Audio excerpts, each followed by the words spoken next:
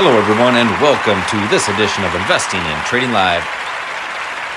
Each and every day, coming at you, each and every morning, I should say, trying to get there before the open, or at the open, or during the open. It is currently at the open, 8:40 a.m. Central Time. Market is open for about 10 minutes, and stocks are opening flat on the week. Today's Monday, the 11th of December, and markets are opening flat here today. So we're seeing some slight, well, let's just call it the Christmas doldrums. But then again, do we have a Christmas Santa Claus rally coming in? Actually, last week we did have a little bit of a uptick in the market, even though the market opened up down in the week. But we're seeing some great opportunities for short-term trading, great opportunities for options.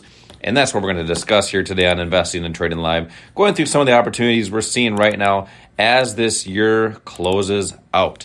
We'll do a stock market update. We'll recap last week's action in the market. We'll check out our closed options plays, and actually Nordstrom's gapping up today. Bigly is what they call it. So a nice move for Nordstrom's, JWN. So we'll check that out, and we will do a crypto update with HNT going to the moon and Bitcoin. So, that being said, there is risk in trading and investing. You can and will lose money at one point in your life. This is strictly for entertainment purposes only. Mainly mine. But hopefully you find it entertaining as well.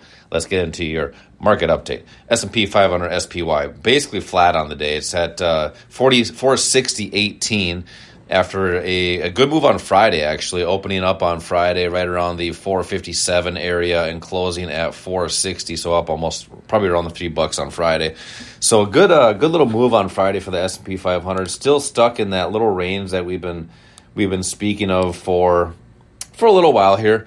It's been in this 460, actually finally getting out of that little range just ever so slightly, but still we're going to call it in that range, in that supply zone. 460 down to about, we'll say 452, between 452 and 460 range here since, for the whole month of November, a lot of the month of November and the beginning of December here, probably about 20, 25 days or so. So not a whole lot of action with the S&P 500 as we get at the open today for the week. That's your S&P 500 major market update, SPY. Dow Jones Industrial Average, 363.49. Same story, pretty much flat. It actually is up 0.1% on the day, but showing some weakness. It's actually a red candle. It gapped up, I believe, just ever so slightly the way it looks. So same thing, still stuck in that range for the past, not as long here, but we're seeing a slowdown in the Dow Jones Industrial Average and getting near those highs of all-time highs, down only 2% from the all-time highs. So those buy and hopers are feeling pretty good if they're invested in the Dow Jones Industrial Average. That's your Dow market update. QQQ, which is your NASDAQ, same story as the S&P 500, been stuck in that rut since the 20th of November. This one here is still down from all-time highs, not as much as it used to be, down about 3.5% from the highs. So we are seeing this market chug along and get back up to where it was from 2021. So we've seen 2 years. You know what would be interesting, actually? December 31st, or whatever the last trading day of 2021 was, the highs of the market. Wouldn't it be interesting? And we'll come back to the archives here. Today it's the 11th of December. Wouldn't it be interesting if we get to December 31st, which will be a Wednesday? No, sorry. Which will be so the last trading day of the month will actually be December 29th. Would it be interesting if we get the high from December 29th after 2 years, right at the high from 2021, and then we see it drop again? That would be something very interesting to keep an eye on. I'm gonna tag this podcast and see if that actually happens and say, hey, I talked about that. Wouldn't that be interesting? It is quite possible. We're only a few percent away from it, from all the markets. So let's monitor that, and we'll get back to that on the first week of January 2024. That's your QQQ NASDAQ 393.21.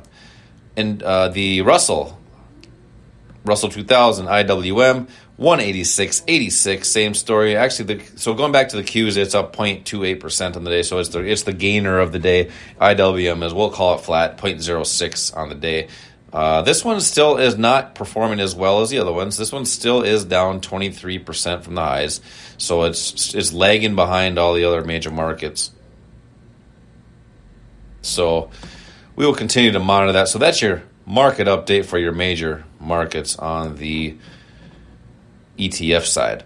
Okay, let's continue that since I mentioned ETFs. Silver is down, gold is down, both down 0.67% on the day. The VIX is up. The volatility, so this is interesting. The market's flat. Volatility index is up. And actually, this is delayed, so it's actually not even open yet. So the VIX is actually delayed, so we will not even look at that. That will show us some movement here in a little bit. The platform I use is actually delayed a little bit on the VIX. All right. The volatility play on XLE was last week. We had high volatility, over a 5 in the implied volatility. Now we are back down to a 3. So the play was then volatility was spiked and the market's going up. So that was a play that we had talked about in that demand zone for those of you that do some options on XLE. All right. So that other than that, there's really no major market or ETF that's really moving other than XLI, which I believe is industrial. That's up 0.7% on the day. All right, let's get into our spot prices. Gold spot price, $1,988.59, currently down 0.78% on the day. We did reach those highs from August or July, and I believe that's probably an all-time high. Looks like it. So we reached those highs again, or almost to it, so we will see what happens here moving forward. I don't doubt there's a supply zone there, but we'll look at it anyway. Silver currently at $22.87, off the highs from the last couple of weeks here of $26, probably about $26 even, so we're close to that on the silver market. All right, let's get into our crypto market. Cryptocurrency has been, I don't think it's been in the news much, but we did reach highs of about 44,000 and change for Bitcoin. Total market cap, $1.5 trillion. Now, that's great for those Bitcoin holders. HNT, $4.54. This one here, very volatile. We've seen some pretty good movement here, and we are currently, $4.55, which is up still 260%, 230% from the lows of of last month. So great look for HNT.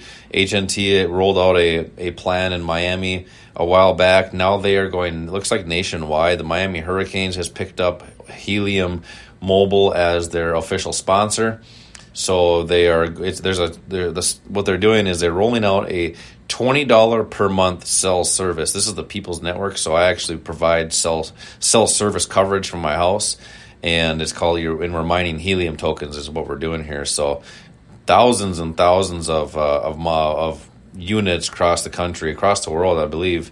I think it was Brazil that has enrolled or has rolled out this helium mobile as well. So this is really starting to adopt. So I'm looking to see this continue to go up. I like the HNT. Do I have a crystal ball? No, I wish I did. But if I did, I probably would not be doing this podcast with you.